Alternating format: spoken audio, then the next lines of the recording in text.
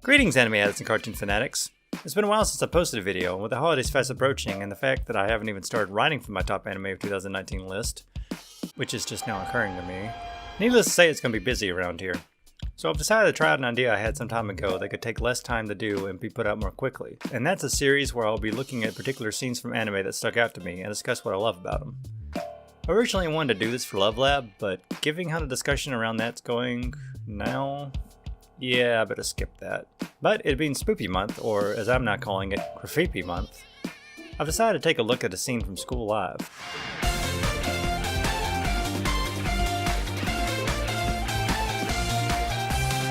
Now before we begin, let's make something clear. This series will often talk about scenes that could be filled with spoilers, both major and minor. I expect everyone who's watching this video right now to already have seen the show in discussion, so if not, then I ask you to please seek out the show in whatever legal provider you choose before continuing. With that said, let the analysis begin.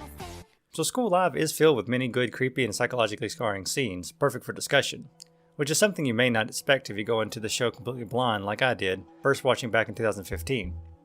But the one I want to discuss today is from episode 3, and one of the show's first flashbacks, showing exactly what went down when the zombie break first occurred.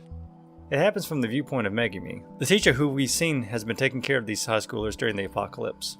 It shows scenes of her working with these students and their bond that has started to form, but interestingly enough, I somewhat look at this episode more as one focusing on the character of Kurumi, the girl we've seen in the previous episodes as a zombie butt-kicking, shovel-swinging girl. My reason will be made clear soon. So this particular scene starts at the rooftop where Megumi, after helping Yuki with a makeup test, has taken her to see Yuri and her work in the garden club.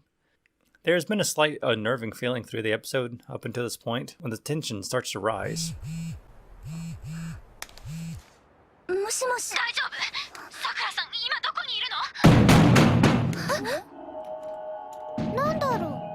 I like to consider this one of the few examples of the correct use of jump scare, if you want to call it that. The urgency coming from the other end of the phone call, which is slightly lower, to the pounding loudly on the door makes for a jarring contrast. Not even mentioning the music they start to kick in, which honestly feels like it could fit in a Silent Hill game.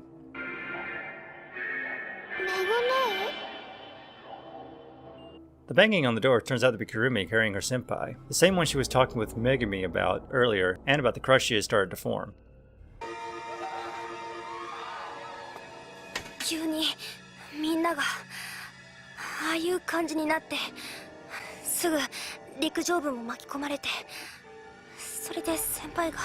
As they discuss what needs to be done, an explosion happens.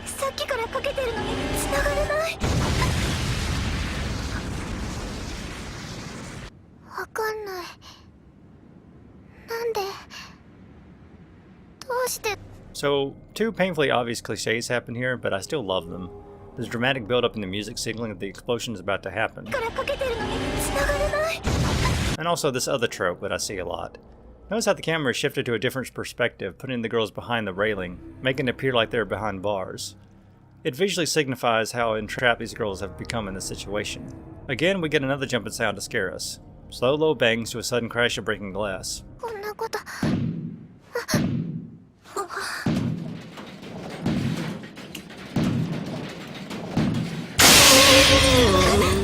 As Megumi, Yuki, and Yuri are attempting to block the door from the threat of the zombies, Kurumi is distracted by her senpai suddenly standing up.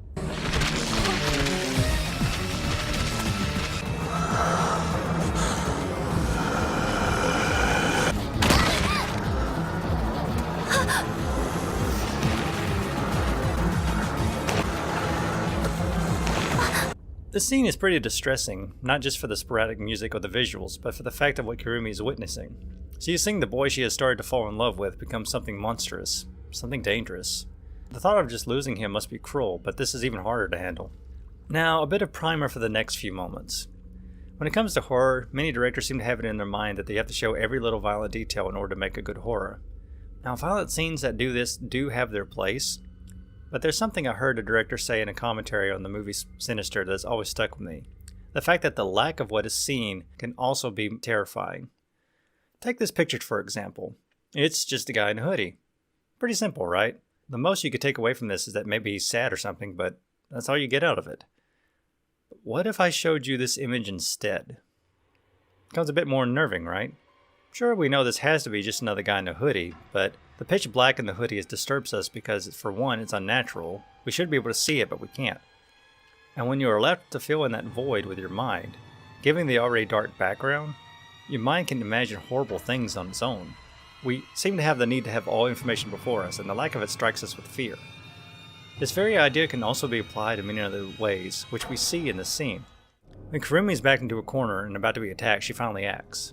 But when it happens, we cut away.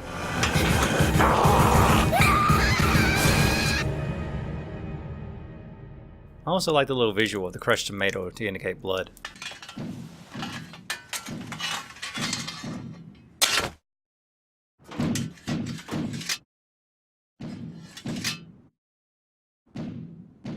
In fact, in this entire scene for the first time in the show, we aren't shown any of the strikes she makes. We know what is going on, but the fact that the show cuts this can instill in us the idea that this is so horrible that the show doesn't even want to show us. You can even argue that it's so horrible that our minds are cutting it out for us to save our own sanity.